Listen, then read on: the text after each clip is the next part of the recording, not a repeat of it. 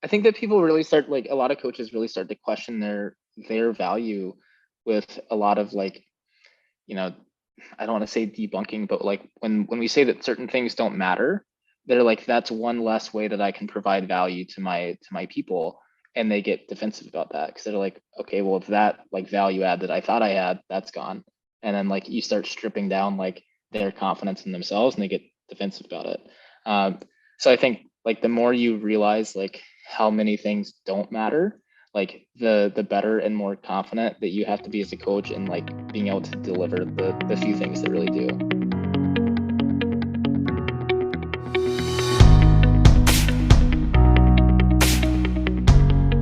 Hey, Alex.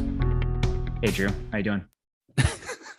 Hey, guys. We mixed up our intro today. But no, this is a fun one. Alex, who are we talking to? We're talking to Alec Blenis, who some of you may know of, not as well known, but I've shared a few of his posts because he's doing some crazy cool stuff. Alec is a strength and conditioning coach who's been doing it for a decade now. His athletic accomplishments are really impressive, especially because they span both like the strength world and the endurance world. He's won numerous marathons and ultra marathons. He specialized for a long time in Spartan races, won a lot of them, leading to eventually being on the Spartan Pro team for a while. And he is the current world record holder for Murph, the original version, unpartitioned 20-pound weight vest, 32 minutes and 41 seconds. I'm not sure why anybody would want to pursue that world record, but more power to him. And he is a concurrent training specialist with Complete Human Performance, where he's worked with a wide range of individuals spanning that similar spectrum of powerlifters, marathon runners, and plenty of tactical athletes since 2014. And we brought Alec on because, well, I mean, one, he is prolific on his Q&As on Instagram. So like if you're looking for a resource of people, or sorry, a resource of someone who is talking about how to train folks efficiently, like go to his Instagram. But two, one of the things that's interesting about him is that his background is not, I mean, despite the bio we just went through, his background is not in strength and conditioning. He has his degree in physics. And so we get into some interesting rabbit holes around certifications. Are they worth it? Are they not worth it? Where should you invest your energy? Where should you invest your time? So it's an interesting conversation. We explore a lot of things. Yeah, there's some things in here where we challenge some traditional notions like we always try to do, with some really good takeaways in terms of like core principles for how to do quote unquote concurrent training, which is just trying to be well-rounded in terms of having endurance and strength. So we dive into how to balance that out. Well, and I think we mentioned when we were talking to him, when we recorded this, we mentioned the fact that he was chasing, I think it was a double body weight lunge. And I think the day after, so this would be yesterday, the day after we recorded it, he did it, which I don't remember his exact body weight, but needless to say, it's like a lot of weight. So that was, he's impressive. It was a lot of weight. It was way more than I can lunge. Enjoy.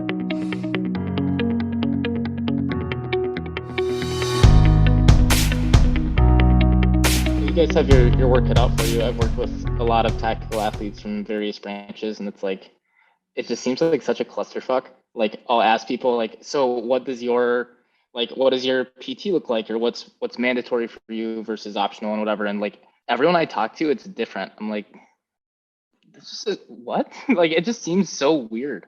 There is no, I'll say this having been like on the coaching side, and then now on sort of, I say I've gone corporate because now I'm sort of overseeing the coaching side, but there is no structure. I mean, special operations is almost even worse because the guys have so much autonomy. So, I have never been around, nor have I advocated for any of the training or programming to be mandatory. I prefer when guys kind of do it because they like doing it. But then what that creates is a lot of like program hopping or guys shopping around, or kind of to your point, just like no structure whatsoever. And now we're in a space with H2F. So I've got 14 strength coaches under me, but I've got 2,500 soldiers. And so my guys do a lot more educating than like one-on-one programming. And that actually has been interesting to see as the podcast is unfolded, because a lot of them, I mean, I'll hear, I'll pick up conversations of guys talking about zone 2 stuff or talking about concurrent stuff. And I think what's been interesting, and one of the reasons, kind of back to your original question of why we wanted to bring you on to chat, is because obviously you're pretty well read as sort of your own guinea pig on the concurrent side of things. And I've not seen, at least in my own education as a coach, aside from, I would say, Alex's stuff and sort of the complementary or the complete human performance stuff, there's not much tangible takeaways on how to do it right. And I think that's what a lot of the coaches, at least from what I've seen, are interested in, is kind of the X's and O's and what works and what doesn't and why this versus that. I know I sort of rambled there a little bit, but hopefully that gives you some idea. Yeah. And it's really cool to see that people are, thinking about it on a higher level to bring it to coaches and stuff like that. Cause I've talked to so many military guys, I'm like, so what's your PT look like? And they're like, well, sometimes it's like 1,000 bodyweight squats and sometimes it's a 3-mile run. And just like, okay, I'm going to program around this, right? Like that's an easy job. So yeah, thanks for the work that you guys are doing. I got to start because, like Alex mentioned, I mean, our Q&As, you're a prolific Q&A guy on Instagram now. Is that like just your when do you not answer questions on Instagram? I don't spend as much time as you might think. Like I have a pretty flexible schedule, right? Like, so I work in the gym. I can set aside like pretty lengthy workout blocks sometimes, kind of depends, it ebbs and flows. But usually I'm just kind of like shooting those off between sets. So when I'm working out, like do a set of squats and then like people are like, how long do you rest between sets? I'm like, I don't know how long this question takes. No, like type a response. So I always kind of get a chuckle when people are like, get off your phone between sets, like focus on the fucking workout. I'm like, why? Like I got other shit to do too, like what am I gonna do? Just strap into space? Like I'm being productive here. So that's like my main time that I do it. Yeah. I love it because not only, everybody, there's a lot of Q&As out there, but like your answers tend to be small essays a lot of times. And so now I can just envision you sitting there between sets, just like, typing out in paragraph form answers to questions. I love it. It's great content. Well, like, so what kind of got me started on it? I just kind of like stumbled into it by accident. Was I just got tired of like just so much Instagram content these days, like about fitness, is trying to like explain a concept in one screenshotted tweet. And like, that doesn't make sense. Like, not that you have to have this overwhelming amount of nuance or like write some long-winded essay every single time, but like we miss and oversimplify so many things. And especially when you come at something with like your particular bias, like a powerlifting coach is talking about a certain concept, like they'll put something in a tweet that like maybe makes sense for like the majority of their target audience, but then you like see it shared and like people are like, hey man, I tell everybody this. I'm like, well, hold on a second, like stop. let's discuss this just a little bit further, because it's like a very, very narrow perspective. And I just think it's dangerous when you start applying like powerlifting common knowledge to like general training populations, or like you name it, like apply any niche to a different one, and it just doesn't make sense anymore. That's something Drew and I have talked about pretty extensively, is that tactical doesn't have its own paradigm yet. And I don't think it's like I don't think you can easily put tactical in a box, because there's so many different jobs and so many different settings and things like that. Somebody earlier sent me, I don't remember whose it was, but it was like this is the program for soldiers, and they explain it. And I'm like, I don't know. Like, this is a little bit one size fits all, super generic, whatever. But what we don't have, and what I think we kind of need, are some, and Drew offers a set of his, but like a set of guiding principles for how to approach program design for tactical, or how to approach building programs for tactical. And I'd be curious to hear your guys' perspective on this, because like being a tactical athlete is like, it's hard to even put a definition on what that means. Like the job description is very broad, right? So when you tell me like, okay, describe the perfect marathon runner, I can like describe the general build, I can describe the general performance characteristics, etc. But then once you get to something like a tactical athlete, like describe the perfect tactical athlete, I can think of like tons of different athletes that would make phenomenal soldiers, and they're nothing alike. So it's like, how do you program and build an athlete for which like there is not a gold standard? You're just like trying to build someone who's capable, and there's a lot of ways to do that. So it's like that makes it hard to even have a paradigm.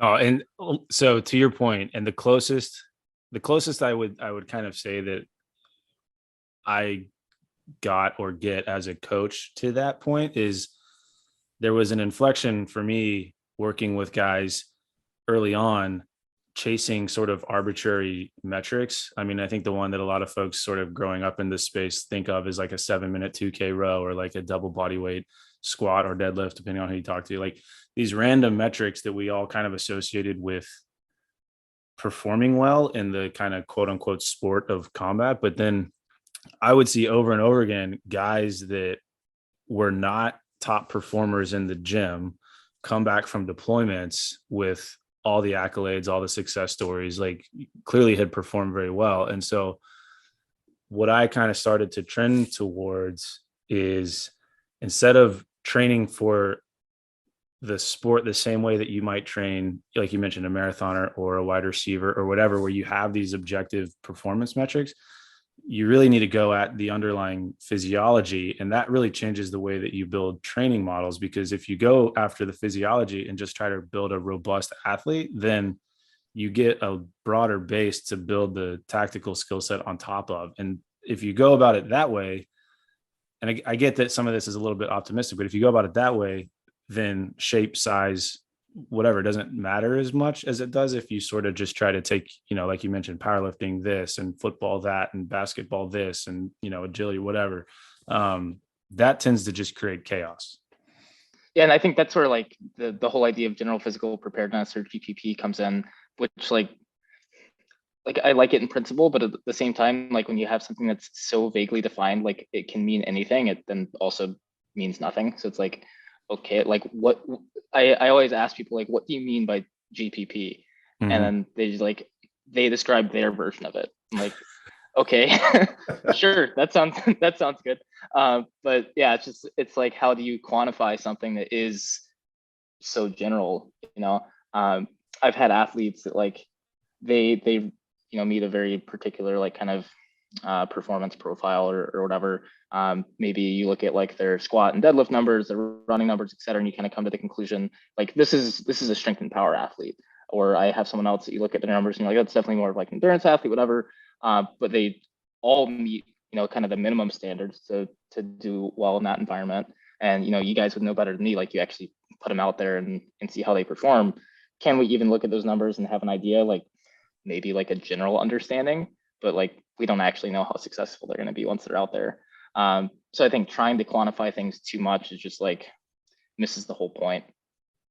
There's some approaches that I've seen that are kind of interesting. One is, and this is pretty specific to like combat roles within the military, because there are plenty of roles that aren't very combat oriented, but an approach to figure out what the metrics you're looking for are could be take your highest performers, like professionally your highest performers in like the actual training tasks they do, and find the things they're worst at. Like take each one and find that person's worst thing that they're still able to perform with that as their floor.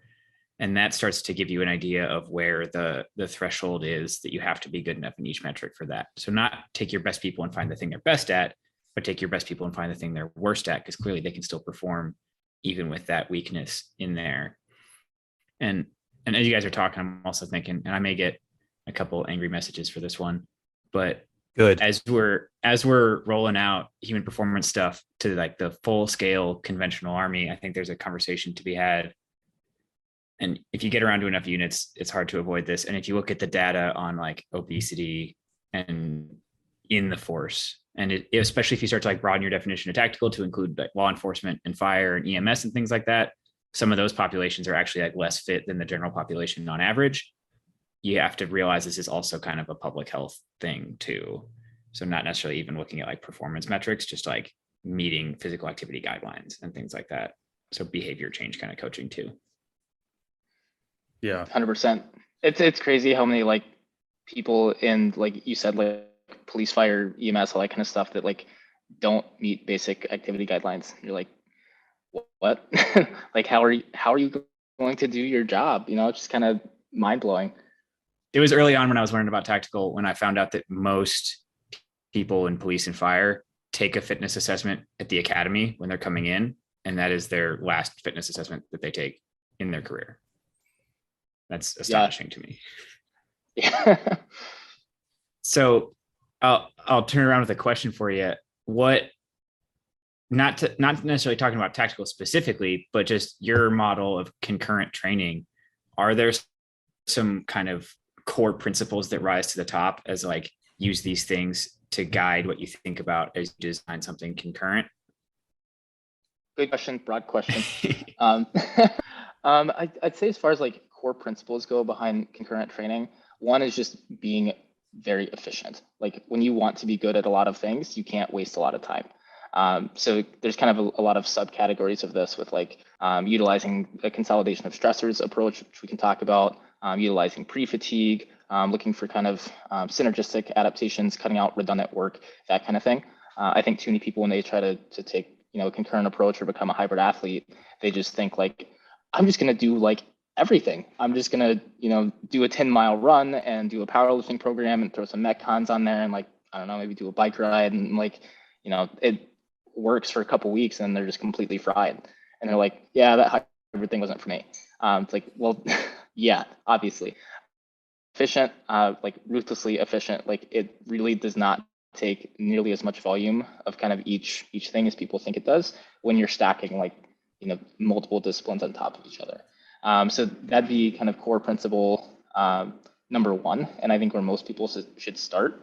I think there's a lot of other kind of, there's a lot of nuance we can get into with concurrent training, right? Depending on like, are we trying to train for endurance and hypertrophy or, whatever, disciplines we're trying to combine. But most people, if they would just start with like proper stressor management and like figuring out how much work they actually need to be doing of some of these things, they could be super successful without even having to worry about the nuance. Like there's a lot of these optimizations we can make, right? But like if you just figure out, oh, that's the amount of volume I need of this, you are golden and you're like already ahead of 9 out of 10 people trying to do this.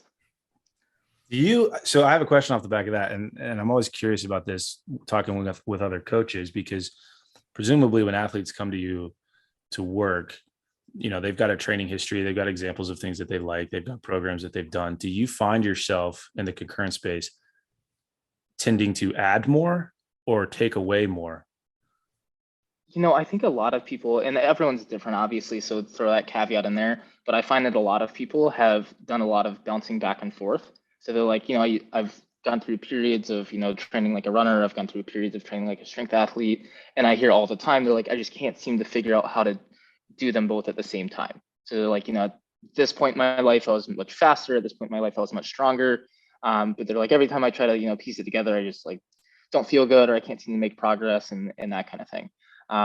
So it's, pulling from people's athletic background and their history to figure out, okay, what kind of training plan worked for you when you were solely focused on this?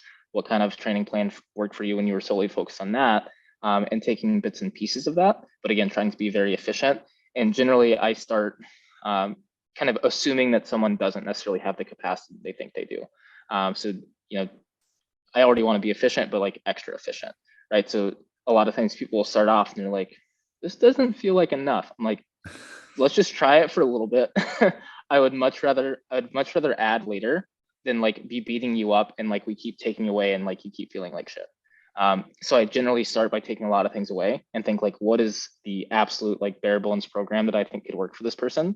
See what happens, and then like potentially start adding some things into there. But I definitely start with a very minimalistic approach more often than not. And you touched on this, and I want to dive into it specifically because I know it's one of those nuggets that a lot of coaches especially would appreciate, is that consolidation of stressor idea. Let's just unpackage that. Let's dive down that rabbit hole. What is it? Yeah. So consolidation of stressors, like basically the underlying principle there is like, don't think of, a barbell squat as like a strength exercise or a hill sprint as like a running exercise or something like that. Just like break it down into like force, time, what muscle is being worked. Like think of it very like, what is your body understanding? Like not what is your mind thinking of it as, but like what is your body experiencing? What kind of stress are you encountering? And then when you think about like managing the overall stress of a training day or a training week or a training cycle, thinking about the sum total of that. So rather than thinking like, okay, well, I only have like 7 sets of squats, so like that seems reasonable or whatever, think along the lines of like, okay, in terms of like hard, high impact, heavy, like high force stuff on my legs, this is what I'm dealing with this week. And that could include your squats. It could include sprints on the bike, whatever, and like viewing that in total rather than just like thinking of things individually. So when you think about it that way, and you want to, stress your body enough to create kind of an adaptive response, have the time that you need to recover and adapt before you apply a stressor like that again. Say you want to give yourself, for argument's sake, like 48 to 72 hours between stressors like that. If you're someone who's like, okay, I'm going to squat today, I'm going to do hill sprints tomorrow, I'm going to do like, more leg work the day after that. It's like you just did day after day after day of like tough leg work, and your brain's thinking like, I've only squatted once this week, but your legs are like, what the hell, man? Like you were crushing me like day after day. So the consolidations of stressors approach is basically just taking that latter perspective of like, what are your legs actually feeling? And instead of hammering them day after day after day, how can we consolidate, pack things together and say, okay, instead of doing a gajillion squats one day and your hill sprints the next and just like never giving yourself a break, what if we cut the volume of each of those workouts, by 30 to 40%, put them side by side, do them back to back in one day, and actually give your legs a break, the next day to recover and adapt so you're ready for a workout like that in the future. So it often ends up meaning that you're combining a lot of like high intensity conditioning work with strength work, followed by, ample recovery and that kind of thing, which makes it a lot easier to just manage your overall stress and fatigue and that kind of thing, because you aren't ever in a situation where you're like doing hard workout after hard workout after hard workout. So that leads into another one that I was going to hope to hit, because you laid out a few different rabbit holes we could go down, but you've posted before about like pre-fatigue and what things benefit from being pre-fatigued and what things suffer from being pre-fatigued. Since Drew just asked you to go down the consolidation of stressors rabbit hole, I'm gonna ask you to go down the pre-fatigue rabbit hole and just give your thoughts on that one.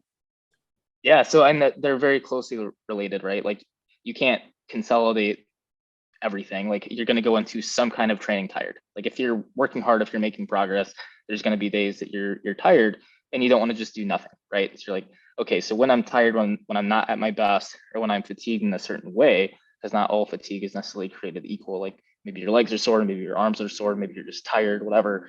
When I'm fatigued or not at my best in a certain way, what can I still do? What can I still do productively? And what kind of benefits can I still get? So kind of knowing when pre-fatigue makes sense, when it might be detrimental, and kind of structuring your workouts and training order and that kind of thing around that, you can make sure that you are at your best or at peak performance when you need to be, and you can be a little bit more tired when it doesn't necessarily matter as much. So there's certain types of training where even if you are not at your best, say you're only, functioning at 80, 90%, of like, feeling your best, you can still get a great workout, get a great stimulus out of that. Where on the other hand, if you, are sore, feel like shit, et cetera, and you go in and try to, do like a 2-hour grinder of a hypertrophy session, like the energy is just not going to be there. You're not going to get a whole lot out of it. You're just going to be beating yourself up more. So kind of knowing how to leverage that is a really important part of, knowing how to design an effective hybrid routine, especially for someone that's kind of pushing the boundary. So I'd say if you're kind of a entry level, intermediate, hybrid, or concurrent athlete, you could potentially get away with not knowing some of these things, right? Like just put in the work, be smart about how you're managing your total stress, total volume, and you're going to be fine. But if you're getting to that point where you're like really pushing up the mileage if you're a runner, or volume on the bike or whatever, if you're kind of pushing the limits of your performance and getting into that intermediate to advanced level, knowing how to leverage things like pre-fatigue becomes more important. So with pre-fatigue specifically, the biggest consideration, biggest talking point I would say is zone 2 work, in the sense that you can go into a zone 2 session tired, sore, fatigued, and still get tremendous benefit. In some ways, not in every way, but in some ways, maybe even more benefit than if you were to go into that session fresh. So going into, say you do a hard squat session one day, legs a little bit sore, you have an easy run the next, kind of on tired or sore legs, that might be as good, if not better, than if you went into that run fresh. And certainly it would be better than if you did the reverse situation where you tire yourself out on the run and then try to squat fatigued. That's just kind of setting yourself up for failure. So knowing kind of just what order of the stressors makes the most sense, and then being fresh when you need to be. That's what pre-fatigue is all about. I think that's interesting to hear, because I mean, I would make the argument that tactical athletes are concurrent athletes, or at least should be. And something that I see a lot of coaches maybe fall prey to, because, and we've touched on this in previous episodes, I would argue most strength and conditioning coaches are strength power guys. Like the endurance side of things is a little bit foreign. They don't have a lot of understanding of it. And I'm sure there's plenty of endurance coaches out there that would say the other, but from what I've seen, at least most guys coming into this space come from a strength power background. And when you ask them to consider training as a whole, it generally falls into like a strength bucket, an energy system development bucket, and like a conditioning bucket. And then they'll sort of plug those throughout the week. But I think especially the consolidation of stressors point, but on top of that, the pre-fatigue point brings up interesting talking points, because you're not thinking of training as these isolated buckets or puzzle pieces that you have to fit into the perfect mold in a given week. You're sort of looking at it as how's the body receiving it. And if you do that, then it becomes easier to manage training variables, because like you said, it's less about squat on this end of the spectrum and sprint on this end of the spectrum. It's, hey, what is the body understanding? And then how does that feed into the time we have available? I mean, it's kind of just me ranting on like the philosophy behind it, but I see a lot of guys going into the weight room on the whiteboard and having like an ESD day and a strength power day and a conditioning day. And there's really no acknowledgement of the fact that at the level of the stimulus, it's purely energetics and tension. And if you dial those in, Yeah, you can do whatever you want. I mean, not whatever you want, but you can kind of have some creativity with it. it makes it a lot easier to kind of observe and adjust, right? So like when you see how someone's responding to a program like this, and they're either responding really well, they're not doing exactly what you want. Like it's easy to kind of adjust the dial. Where if you look at someone who's just kind of like mismatched, like throwing everything together, and they're like, hey, take a look at my program. Like I don't think it's like I'm not making the progress I'm gonna make. And I look at it and I'm like, I don't know what the fuck's going on here. Like, like sure, like your legs are tired, but I don't know why. Like, like it gets very difficult to like figure out what's going on. What do you need to change? Like, it's just so all over the place that it's hard to like make the adjustments that you need to make. Where when you have things consolidated and a little bit more systematic and organized, you can be like, oh, you were feeling like this on this day, and kind of trace it back to like, we need to adjust the volume here and et cetera. And it's just much simpler. Not that you can't get good results with like a mishmash program. Like I've seen people do it, just like throw a volume at themselves and adapt, and like it can definitely work. But it's not optimal, and it's a lot harder to try to fine tune it. I think there's a trap there, because you talked about like some people will just adapt no matter what you throw at them, and some people are pretty like resilient and can tolerate that. And I think the way our system works and has worked for decades is that those people who survive the like randomness and high volume stuff end up being our senior leaders, because they're the ones who survive, like literally physically survive, and are unbroken enough to continue progressing through higher leadership positions. And so they think they learned something from the process, but they kind of learned the wrong thing. They survived the meat grinder, so they want to enforce the meat grinder and everybody behind them, because that's what they were taught to do. And yeah, the challenge we have now is how to break that machine. the like survivorship bias, right? Like, well, it worked for me. Like, like 100%. okay, it's not. What about like the 99% that got killed by it? Exactly. I think I've shared it before on the podcast, but when I was a cadet going to school, there was all this talk of like how amazing General McChrystal is and how everybody should be like him, because he only sleeps 4 hours and he only eats one meal a day, and he goes for 10-mile runs first thing when he wakes up after his 4 hours of sleep. And if you want to have a meeting with him, it's got to be during a run, because that's just how it is. And like that was very aspirational at the time. And I look back at that, I was like, man, that was advice that's only going to work for a really small fraction of people, and everybody else is just going to suffer. Yeah. But it's 100% survivorship bias, and I don't know how we communicate that better. But well, the crazy stuff like that is like, that's what people talk about, right? And that's what gets the attention.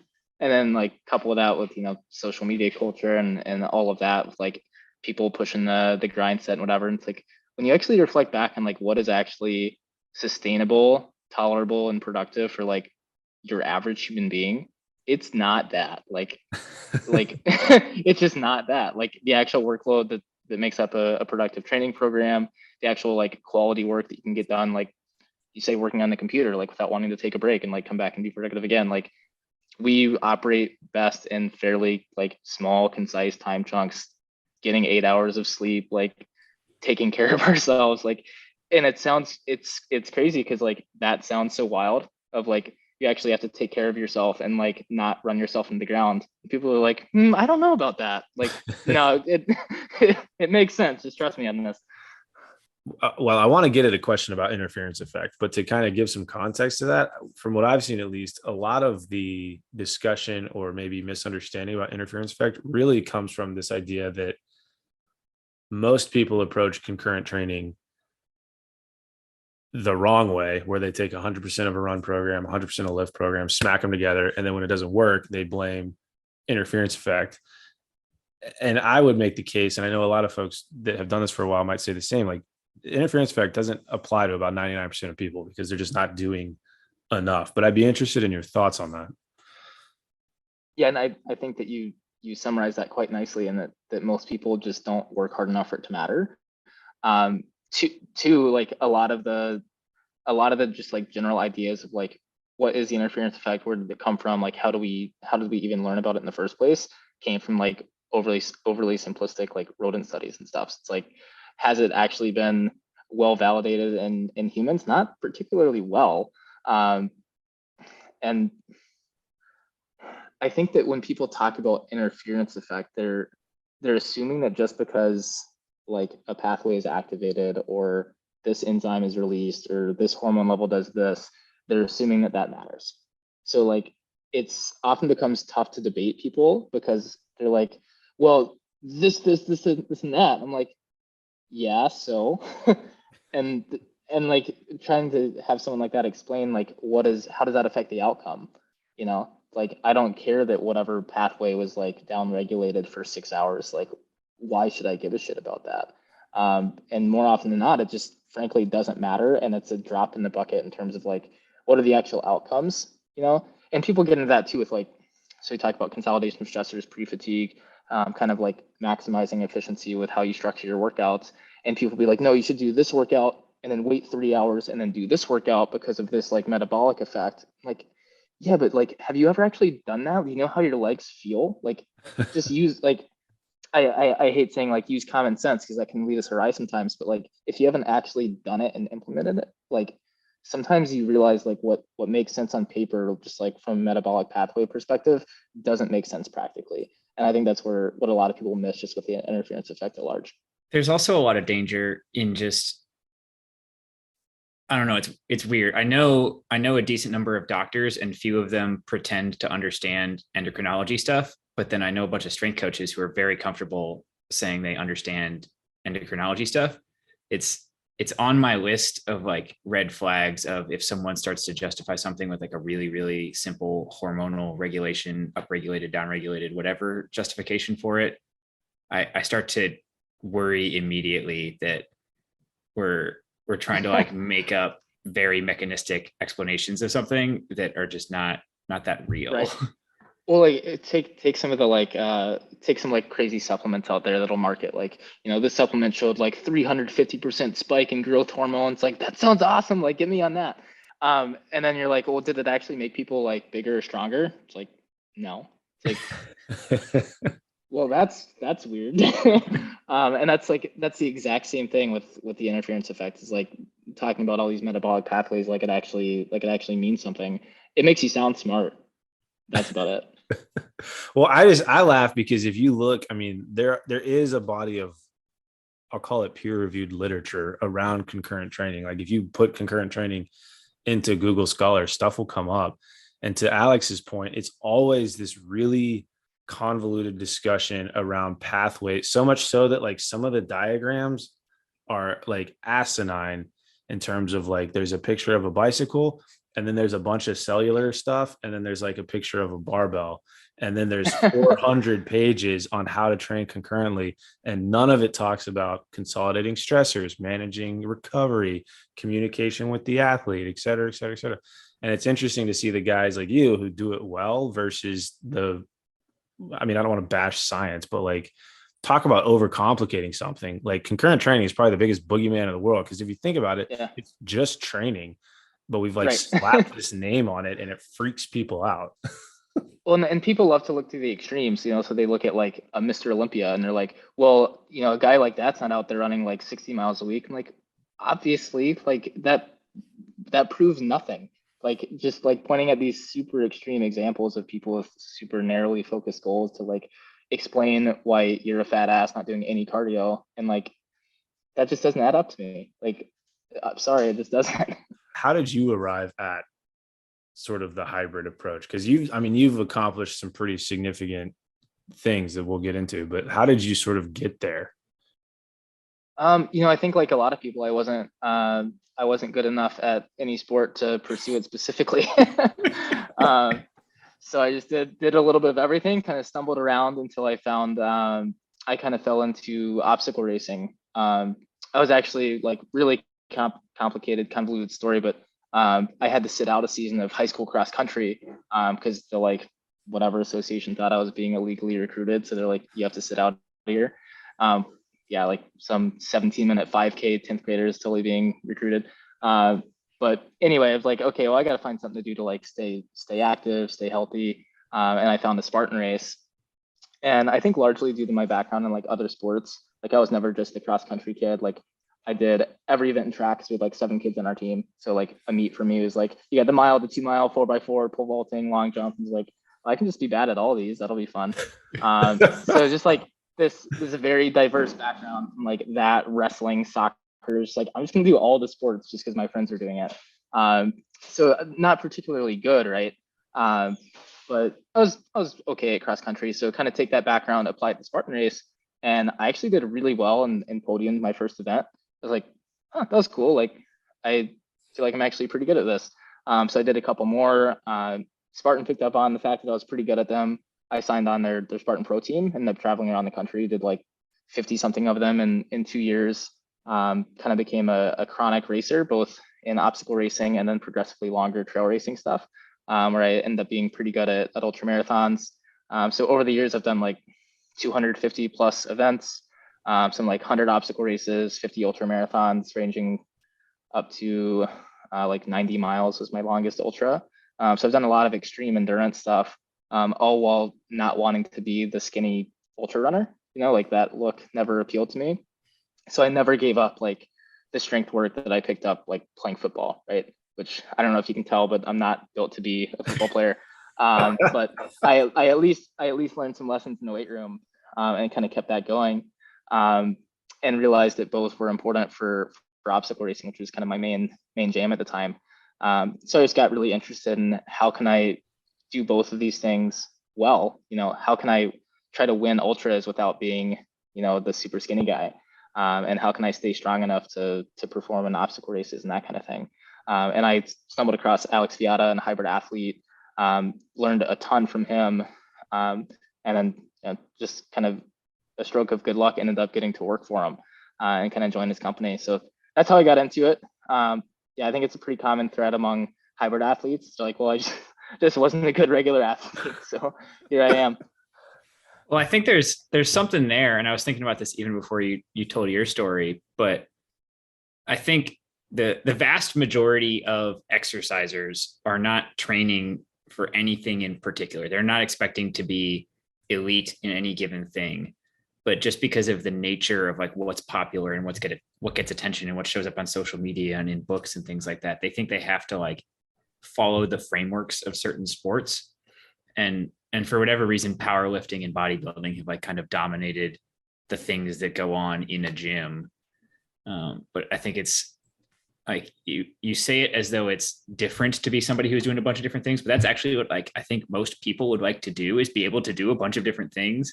And it doesn't really matter if they're super elite in any given thing. And I wish we could have more conversations about that. I know it's not necessarily like as sexy because it doesn't get you on TV and huge paychecks and stuff, but that's much more applicable to like what normal humans want and should do. Like, yeah. Well, so like when I get new coaching clients, I like get their intake form. It says what their goals are and whatever. And I get so many people, right, that say they want to do powerlifting and like some sort of cardio thing. I'm like, okay, cool. So I set up like the initial call with them, start going through like goals and stuff. And I can't tell you how many times I've talked to someone and been like, so like why powerlifting? Like why that specifically? And they start talking through it, and I'm like, well, have you thought about like just training to be strong, but like not powerlifting? And they're like, you can do that? I'm like, yeah, you can do that. Like, you don't have to fit the molds of like that specific sport if you don't want to. And like a lot of people are super relieved. They're like, oh my God, let's do that. Like that sounds way better. Dude, I love that because I get the same. It's always 1-on-1. It's always powerlifting, or maybe sometimes for the connoisseur, Olympic lifting, and some endurance event, usually limited to a 5K. But no, everybody that says powerlifting has no intention of standing in front of a judge, squatting, benching, deadlifting, and looking for 3 white lights. They just want to squat, bench, and deadlift. And to your point, it's like, why not just like be strong? And it's a lot easier, at least from what I've noticed with kind of my own journey into this. Like, there's a ton of like local endurance events that you can just do that are fun while also just Right. getting strong on your own. And that is convenient insofar as like you'll probably have to help your parents move some furniture at some point, and it's good to be the strong guy in the family versus like labeling yourself a capital P power lifter and thinking you have to do like 5-3-1 and then a 5K program on top of it. It's just weird that Yeah. so many people bucket themselves into one of those two things. Well, when I started getting the brand of just like being the annoying guy who asks if certain things are stupid, I posted early on, and I probably should again, of I'm not convinced that the idea of core lifts makes sense. Like we put certain movements on a pedestal, and I think that's just because of powerlifting's like role in strength and conditioning more broadly. Like I don't see any reason why those movements are like quote unquote more foundational than any other movement. Well, Alec is doing like, aren't you trying to like double body weight reverse split squat right now or something ridiculous? Yeah, so I could go on a tirade on like Please just do. the with like certain accessory movements, people are just like it's an afterthought. Like even good athletes, and like obviously what they're doing works for them to some extent. But I saw a guy on Instagram post like his leg workout for the day, and he was squatting like mid 500s for reps. I was like, damn, that's pretty good. Nice swipe. And he's doing like single leg deadlifts with like a 35-pound kettlebell. I'm like, what? Like, are you for real right now? Like, why though? Like, it's in the name though, right? As soon as you start calling them accessory exercises, it like like they somehow get put on a lower tier. I will shout out Chris from an earlier episode calling them successory work instead of accessory work. I have stolen that and taken it, and I'm going to shout it out here. If you do successory work, you go heavier than 35 pounds on your kettlebell. Oh my God. Just the effort that I see people putting into like single leg work in general is like, I don't know what you think you're accomplishing with that. Like, just the math doesn't check out. Like, not saying that you should just like cut your deadlift in half and that's your single leg deadlift, but like, if it's way off from that, like if you pull 600 and you're like single leg deadlifting 10% of that, I just don't get it. It's an interesting point. If people don't follow Alec, I'll encourage them to check out some of his content, doing some like pretty hardcore quote unquote accessory stuff. Well, he does. I know, Alec, you do some pretty savage adductor machine work. So I'm not a power lifter, right? So I always think it's funny how like if you start talking about exercise or lifts with someone for long enough, they'll be like, well, what do you squat? I'm like, I do squat, like, but like that's not my life. Like I don't build my entire social calendar and everything around like my squat day. So like I have a good squat, but probably not yours. And then be like, well, what do you lunge? And they're like, well, why does that matter? Like it's just another lift, man. I love that. It's bizarre how and I'm not saying that either one is better than the other, but people have definitely like glorified these 3 lifts just because of powerlifting and Olympic lifting and all that kind of stuff. And like, don't get me wrong, they're fantastic lifts. I think most people should incorporate some kind of squat pattern, if not a barbell squat, a leg press or whatever. That should be in most people's program, but it's not the end all be all. Do you, and this is probably one of those sort of softball questions, but as you've built out a lot of programs for a lot of different types of athletes that are chasing these, hybrid goals, are there some exercises that you've come across that you have found have better, I'll call it carryover to the endurance side of things, but just more success when you're building out this type of program? Like, are there some go-tos? Um, I don't, and I'm hesitant with like the word carryover there. Like, I know that's a dumb question, but I'm asking it intentionally. yeah. I know one of my go-tos, I'll answer without being too much of a pain in the ass about the question itself. No, please do. One of one of my go-tos is like supported, like fairly well stabilized single leg work. So it gets someone where they're not in a situation where they're like balancing or complaining, like that wasn't that heavy. I just felt like I was gonna fall over. Like you hear that a lot. You're like, well, just hold on to something.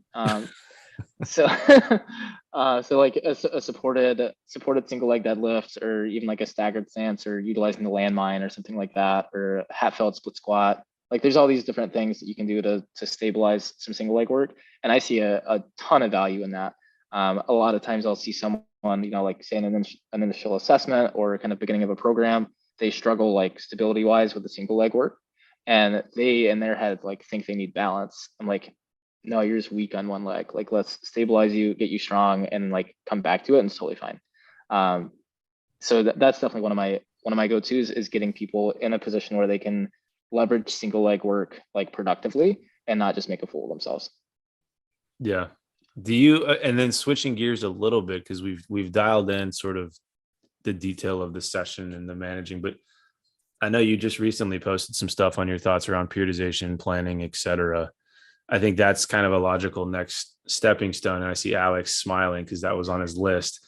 We had John Kiley on a couple weeks back talking about this, just really challenging. I think a good way to phrase this would be challenging coaches to step away from this idea that everything needs to be pre-planned and charted out for the next 12 weeks, 16 weeks, whatever. And just because it's easy to do that doesn't necessarily mean that it's right. So I'd be interested, especially from a hybrid concurrent standpoint, how you navigate this idea of kind of maintaining a lot of things and then peaking for certain activities or events that folks are interested in, and just what that looks like from your standpoint. Dude, half my clients, if I wrote a periodized program for them, I would probably want to blow my brains out, because every 3 months they're like, they send me an email. They're like, hey, actually, I decided that like I want to go this direction with my training, and I signed up for this event or whatever. I'm like, that's not at all what we that's not at all what we talked about like last month. And now I have this like annual plan, and I'm just like tossing the garbage, and I secretly hate you. Um, like periodization just doesn't work for like real people for that reason, because like their lives and their goals are too fluid. So that's like problem number one, is it just doesn't make practical sense for like real human beings to like change their mind, go on vacations or whatever. Like it just doesn't necessarily make sense. And then two, even if you had someone that's like, I have this goal, it's 2 years out, this is my entire life for the next 24 months, and then you want to design a periodized plan around that, like, yeah, you can make a good sell and talk about like, okay, we're going to do this phase and then this phase, and it like makes sense because we're getting these adaptations first, you're going to respond really well to the subsequent stress or whatever. It sounds really good, and there's like some research out there to support that, like again coming back to those like metabolic pathways and like percentage increase of hormones, whatever. There's some reason to think that it makes sense, but practically, is it all that superior? I don't think so. I haven't seen a lot of evidence to support that that's the case. So why overcomplicate things when you know that like things are probably going to change? There's going to be unforeseen circumstances. They may not respond to a phase the way they think you think they're going to, or whatever. Practically, it just is a lot more trouble than it's worth. So I have made a decent number of enemies by the things I've said about periodization before. So I'll ask to like circle back to a thing I've tried to say. And you said it in your post a little bit earlier today, actually, which got me pretty excited. But I think when I occasionally criticize like the realisticness or practical application of traditional periodization, people tend to think that I'm saying, well, like you should not plan at all, because in their head, those two are the same thing. Like any degree of planning of any kind, any application of logic to what happens when seems to be called periodization for some reason. And I don't know if I have a clear answer of like where the line is between like generic planning and actual periodization. But to me, there's got to be a difference between those two things, or else the term periodization just doesn't really mean anything specific. So Right. Yeah, and it's like kind of semantic, but like to your point, like plan, you can plan and like use logic and reasoning to influence your training cycles without it being predetermined. I don't know if that's like a good word or defining factor of like this sense of certainty of I know that this is going to happen and this is when we're doing this thing. You don't necessarily know that for certain, and you have to be somewhat fluid. Like I might have just like one word written on a calendar for like a whole 3-month block of like kind of what I'm going to be doing. I'm not going to plan 6 months out and like actually write a workout down for like what workout you should be doing in 155 days. Like I am not that I can't tell the future. Like I don't know what you should be doing in 155 days. So we'll kind of have to see and find out. I just know the direction we want to go, and I have a plan to get there. But you have to be willing to make those adjustments along the way. I also know experiences may vary in different units and different organizations in the military and tactical environment. But when I was doing normal soldier stuff in like a normal conventional infantry brigade, we had a lot of people, like depending on the level of leadership you were at, like junior guys tended to not know what was coming in like 2 weeks. Like they could be leaving for a month in the woods and not know it until like a week before. Or they could be about to be like horrifically sleep deprived for 3 days because there's some like flash exercise coming up that they found out about at the last minute. Like there's all these things that are extremely difficult to plan around. And like, even if you do have access to like what's written on the calendar for the next 6 months of training at work, it changes all the time. And you have to have training that's flexible enough to account for those things. And some would argue that like, well, you can like periodize and then adjust, but it almost makes me wonder like what's the return on investment of all the time you spent trying to predict the future when you can't tell. So I don't. I think a lot of it too is like where periodization schemes come from in the first place. Of like if you're working with a large roster of athletes, like on a big team, right, and you have a team prepping for an event, a year from now, it probably makes a little bit more sense. A better approach obviously would be to like coach every single athlete completely individually, et cetera, which might not be possible. So periodization is kind of like your fallback of, okay, this is what makes the most sense given the constraints I'm working with. But when you are coaching someone on one-on-one, you're not bound by those constraints. So don't apply like those principles to the situation, I don't know why this isn't a question so much as just like a rant. Cause I know like Alex, I'm with you. Like I hear this all the time. Like, I don't know why it's so inflammatory to suggest to a coach that like, hey, maybe instead of just taking some random Russian thing, like you should do stuff that makes sense for your athlete and your population. Like people get so pissed off when you suggest that. I don't get it. I think that people really start, like a lot of coaches really start to question their value with a lot of like, I don't want to say debunking, but like when we say that certain things don't matter, they're like, that's one less way that I can provide value to my people. And they get defensive about that because they're like, okay, well, if that like value add that I thought I had, that's gone. And then like you start stripping down like their confidence in themselves and they get defensive about it. So I think like the more you realize like how many things don't matter, like the better and more confident that you have to be as a coach and like being able to deliver the few things that really do. That kind of comes back to a theme we've had in the last few episodes of the quote unquote soft skills are actually the core of what you offer, like the relationship stuff and the getting people to care stuff and the like helping make them autonomous, and the education stuff is arguably more important than the like in the Excel spreadsheet X's and O's stuff. We have a trainer at the gym that I work at, and I won't name name his name or like throw him under the bus or whatever, but he gets phenomenal results with his athletes, right? Like just some of the best results that you can see. And he always jokes that like he's the dumbest trainer there. He's like, I don't know a whole lot. Like everyone else, like all the other coaches here are way smarter than me. But like his results speak for himself because he is truly a master of the soft skills. And like it's by no means do I think he's actually dumb. He's a great trainer. But it it is a testament to like how important that really is. Like phenomenal results, like not, a super high level of knowledge or like very sophisticated expertise, just as a really, really good job connecting with people and getting them to do the work that matters. I think it's true across fields too, a little bit, because I haven't had like a ton of exposure to a ton of different domains, but I've had a little bit, and I've run into the phenomenon that there's kind of two different types of PhDs in any given field. There's PhDs who went straight through the academic pipeline to the PhD and have stayed in academia the entire time teaching the subject. And then there's PhDs who like came back and forth between academia and like actually doing the thing. And they may or may not be a professor. They might just be like academically very qualified and doing practitioner stuff. And you're going to have very different conversations between those two. They have the same theoretically academic credentials, but one has like the skin in the game of like actually knowing what it's like on the ground. And that completely changes what they think is important and how much they emphasize certain things. And I think we see that in a really, really stark way in like the human performance, strength and conditioning world. I think a lot of coaches that like get, kind of obsessed with education credentials, like constantly learning more, can become disconnected, and like they start to do things in their coaching practice or with their own training or whatever. It's like, they start implementing, say, like something they're studying or whatever. It's like cool to be a guinea pig and such to some degree. But it's like they get off track, like becoming so obsessed with like their little niche or, their area of expertise, that they forget that like their area of expertise is not the most important thing. It just becomes very central to their identity. So they treat it that way.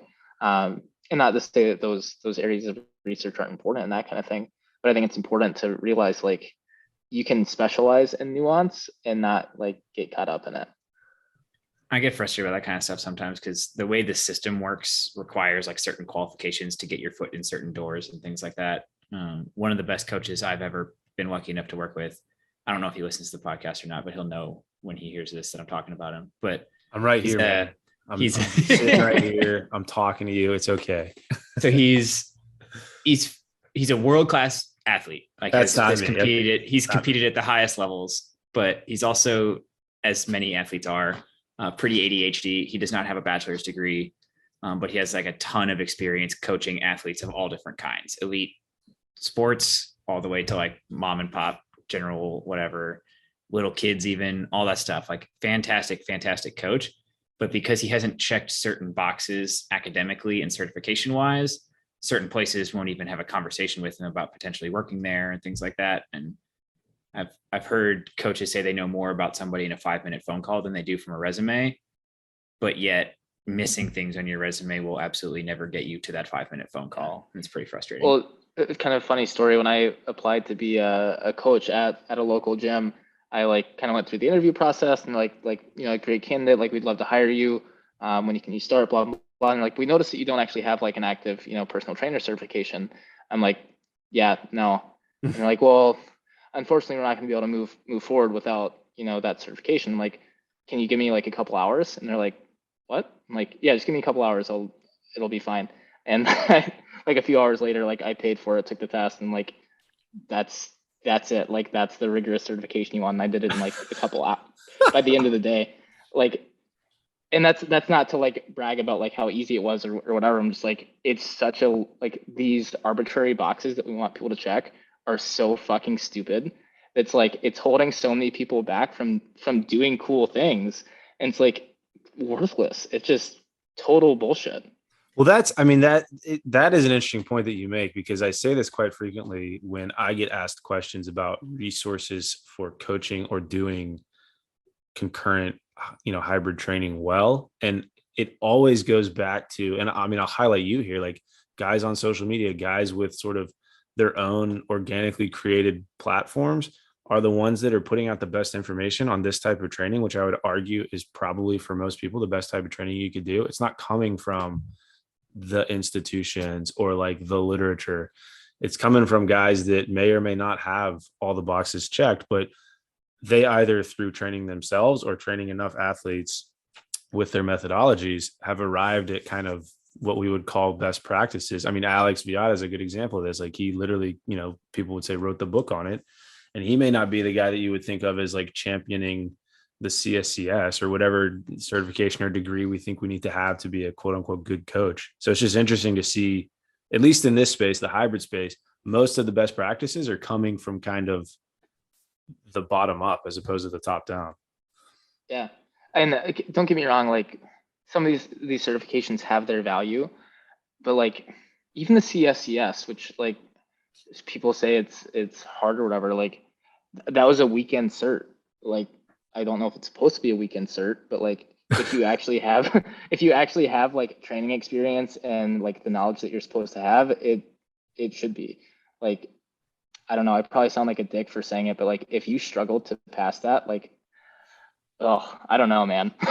I've I talked to people about it a lot, and I'll disclaim this. I Drew will make fun of me. I'm wearing an NSCA shirt. Yeah, right he's now. this is not the first podcast we've recorded where he's wearing that shirt. It's like I've got like 5 shirts I work out in, and I just like rotate through them. Sorry, but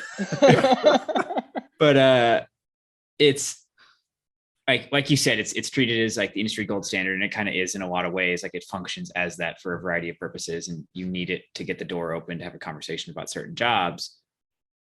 But I know they're talking about like theoretically by 2030, you'll be required to have a degree in specific fields to even sit for the test.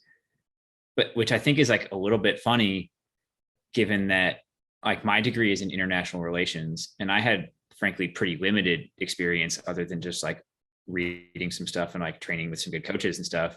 And did I have to go learn a little bit of like anatomy and like bioenergetics kind of stuff for like a couple weeks before the test? Yeah, like I didn't like offhand know Krebs cycle, and I had to learn their way of doing the nutrition calculations, even though that's not really within their scope of practice.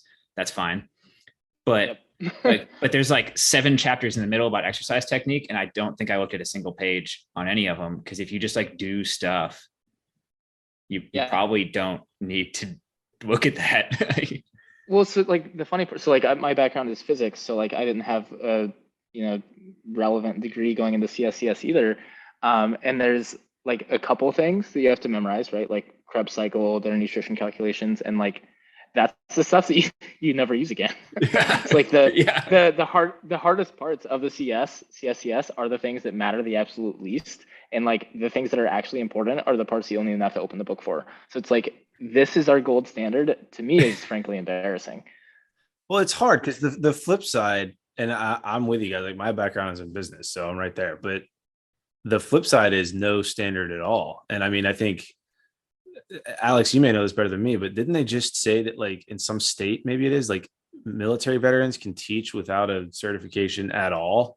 There's some stuff going on down in Florida. I don't want to dive down a political rabbit hole. No, but the point there is like it's a hard balance to strike. And like I kind of tie this back into training in a sense, because it's like, I mean, Alec, here's a question for you. Like your biggest successes as an athlete, did you arrive at that plan or that approach through some book or some certification, or did you do it because you realized it worked just because you exposed yourself to it?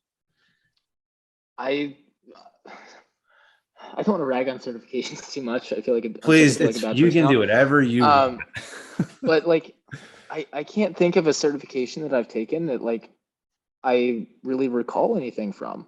Like it's good foundational knowledge, but like if you practice what you preach, like if you are an athlete of some kind or like whatever, like if you actually have exposure to the field, like there's no real surprises in there. Like you don't open the book and be like, oh my God, I had no idea. It's like, there's nothing really like that if you have the experience. Like the cert would be great if someone just like woke up one day, they'd never worked out in their life, and they're like, I think I want to be a personal trainer. It's like, okay, maybe start with this certification book. But like if you've gone through like if you've been in the weight room since you were 13 years old or whatever, and like talked to coaches and like talked with high performing athletes and like been in that space, like you learn a ton from that experience.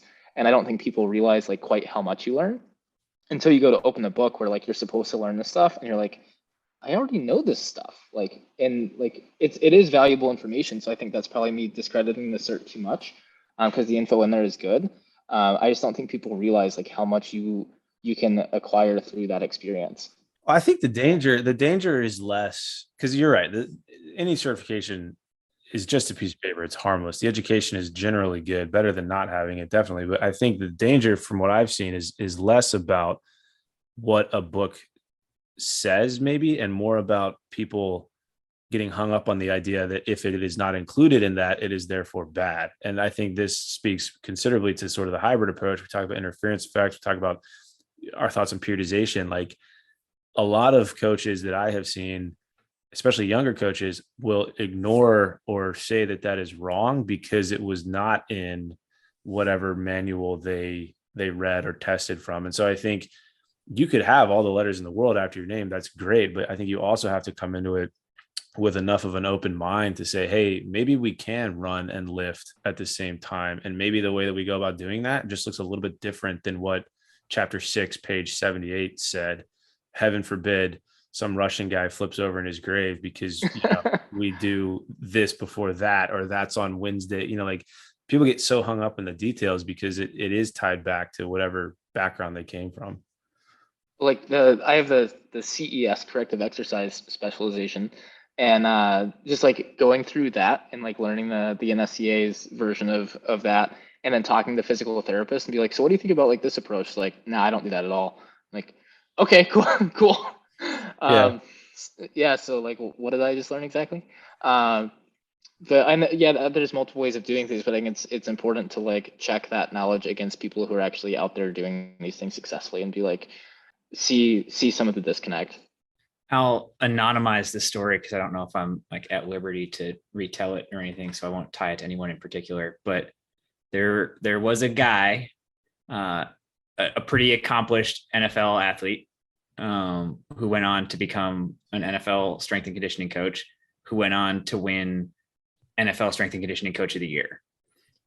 After all of those things had happened, it was identified that there were potential liability concerns because even though he was the strength and conditioning coach of the year for like one of the most elite strength and conditioning oriented organizations on the planet, he did not have his CSCS. So there might be some liability concerns about his ability to coach people on strength and conditioning. So he had to go back and get it. Wow. Because he was like, I know guy, like I just recent podcast guest episode, Mark was on the podcast.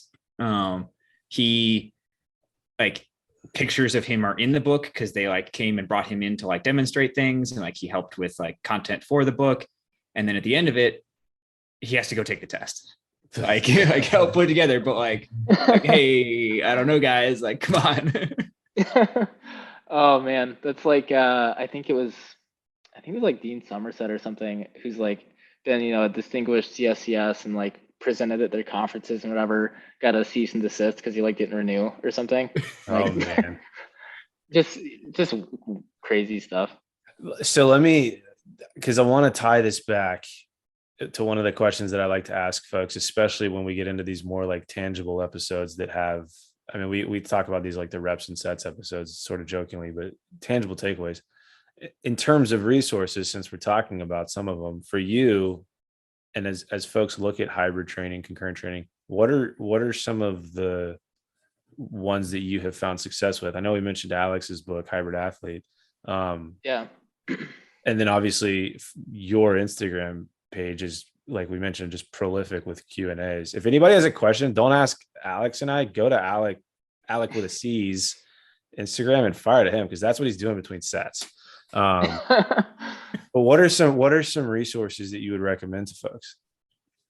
And so don't get me wrong, there's certainly some good books out there. I think like Alex, having written the Hybrid Athlete, he would even agree that like he's changed his mind on some things since he wrote it. That was the and next like question. he's working on version 2.0 and all that kind of stuff. And I think like he's made some references in the past, like people really latched on to that book, and they're out there like kind of spreading the gospel truth, right, which is cool. But then like some of the stuff that they're saying, like it's the gospel truth, he's like, I don't know if I really think that anymore, so like so like as great of a work as it was, and as cool as like a lot of these other resources are, like I'm always hesitant to like recommend certain resources because there's usually things in each one that I don't necessarily agree with. I don't want to like put my stamp of approval on something, or I'm like, well, I didn't like that chapter or whatever. But I heard your last guest, he kind of said go to the people, and I listened to that and like that makes so much sense. Like go to the source, go to the source of the information and like learn from people directly, because then you get to learn with them and not just like learn from the 2008 version of them who they probably think is dumb at this point. I know Drew wants to ask his next question, but I think like social media in general, I've seen this happening a lot recently. There's like feuds happening. So like somebody will criticize an idea. Listen, one person hold has. on, Alex, pause, because you love a feud. I do. I legitimately do.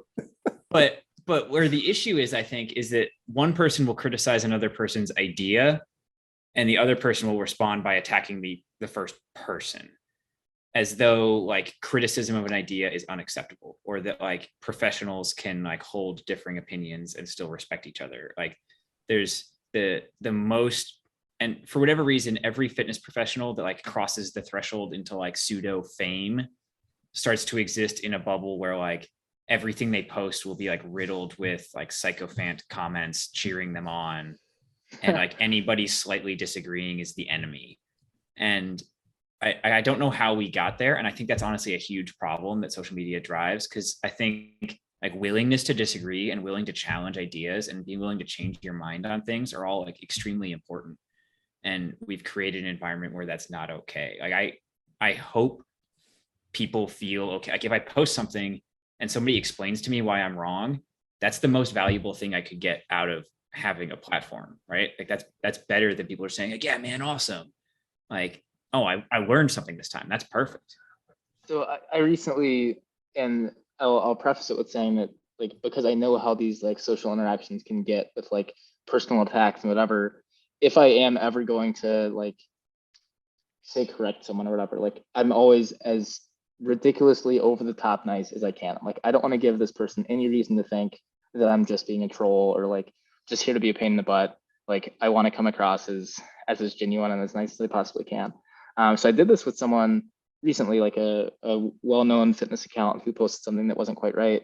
And I got into this like long message with the person. And I basically just like, hey, like this thing you said, like doesn't quite line up with the evidence. It's a little bit misleading for this and this reason. Just like thought you should know, might want to look into it. And basically they came back and they're like, this is slanderous. You are bullying me. I feel threatened. I'm like, what? What? Like I'm this like little like I'm like at this little account, like 5,000 follower page, just like sending a kind message, and this person gets like, who, mind you, like has 100,000 followers ever, like supposedly is like, I don't know, worth something, comes back just like so threatened. And like the fact that you are like being threatened says way more about you than what it does about me. And I continued to be as nice as I could. But basically this person's counter argument to what I said about like, hey, this isn't quite correct, was it doesn't matter if it's correct, because my intent is good.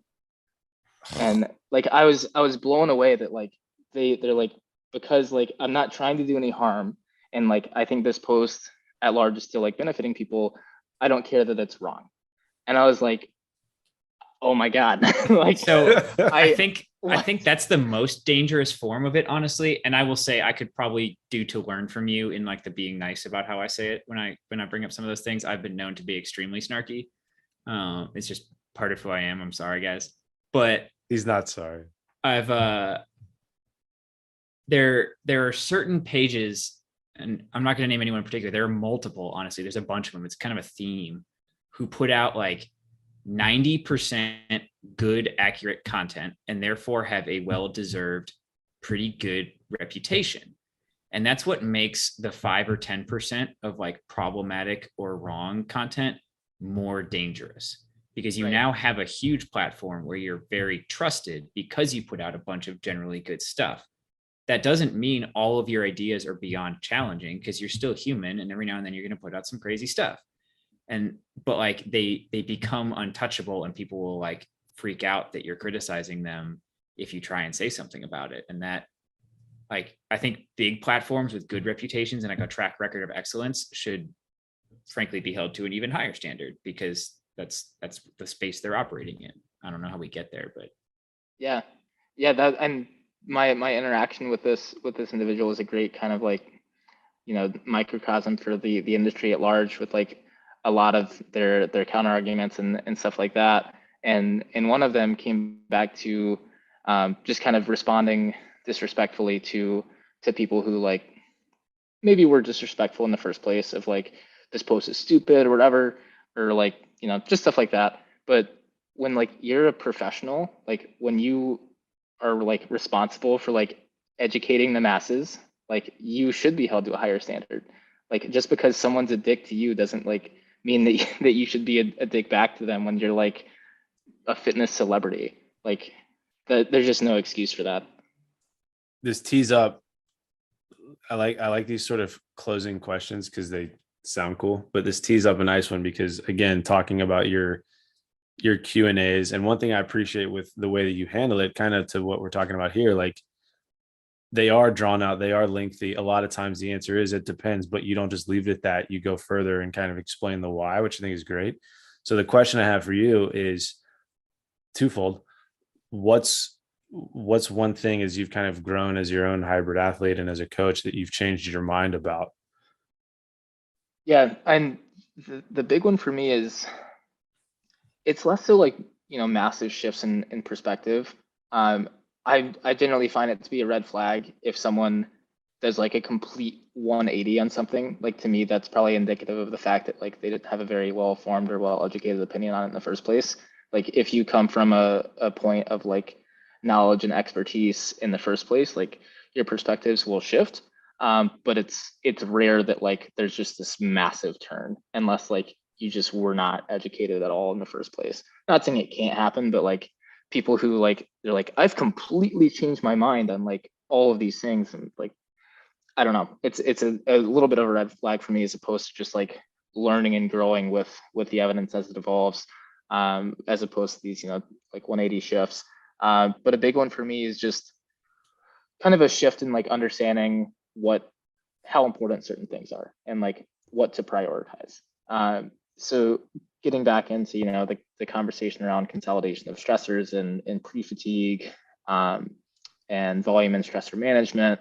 Like I used to be the person that like had all of my training in a spreadsheet, and like calculating numbers and like doing the math on like weekly progressions, and it just doesn't matter. Like the amount of time and stress that like it took me to like work through some of that stuff was like for sure harming my results, not helping. She was like realizing like, being able to zoom out and see the big picture, and like realize like how important all these things are. Being able to understand the nuance, being able to understand like what things matter, not only what things matter, but how much they matter. So there's a lot of things like that. I used to get far too caught up in some of those like minute optimizations, and miss the bigger picture. And I'd say nowadays, both with my own training and with people that I work with, especially personally, my training is a lot more fun. It's hard and it's fun. But if you tried to like ask me like how many sets of this do you do, or like what weight do you do for this exercise, like a lot of those questions I might not even have an answer to, which might surprise a lot of people, considering how much I care about my training and how much I care about fitness and stuff like that. I try to just have a lot more fun with it nowadays. I see that as like an underappreciated variable, more than I used to, of just like the enjoyment side of things, being able to, enjoy the process, enjoy what you can do with the results. I like how you phrase that: enjoy the process and enjoy what you can do with the results. Because I think to your point, especially again, wrapping this up in a bow through this hybrid conversation, if you do just kind of hit everything well enough to be competent, you open up a lot of doors in terms of what you actually can do. And then all of a sudden training becomes less of a slog and more of like a rewarding process, which sounds corny, but I mean, it is true. If you're able to be strong and then run a 5K, like there's a lot you can do. Yeah. Well, like, for me, one of the things that my wife and I love to do is travel. Like every chance we get, we're going somewhere and doing something. And when you are a hybrid athlete, like when you have like strength and endurance and all this kind of stuff, it opens up a lot of doors for like being able to do a lot of things and not be tired and not like feel like shit from it. So like, you know, going to a new city and like walking from sunrise to sundown and feeling fine and not like, you know, it allows you to have more fun because like you're not like the experience isn't burdened by the fact that like you're tired or hungry or like sweaty or gross or whatever. You're like walking all day, like what's the big deal? So it just like opens up so much more opportunity and experience. And to me, that's like what being fit is all about. You know, I love training. I love setting PRs. I love the grind of like heading into the gym, even when I don't necessarily like want to or whatever, like the dedication or process or whatever you want to call it. I definitely enjoy that side of things. But like, I think people don't talk enough about just like the joy of being in shape. Like it's freaking great. Like what a way to experience this life. I love that. The joy of being in shape. Let's close on that because that was beautiful. I like it. It's a perfect conclusion. Alec, thank you very much, man. I appreciate it. And hopefully we send just a deluge of people your way to just fire off Q&As because he'll answer all of them. You will. It's true. Okay. That's I try- I'll I put try an my asterisk on it. He filters through them and picks the good questions. He does not answer all of them. And I think he might hit a wall if he tried to answer every question he gets. I tried for the longest time and I realized that it was not going to be sustainable. Oh man. Well, thank you.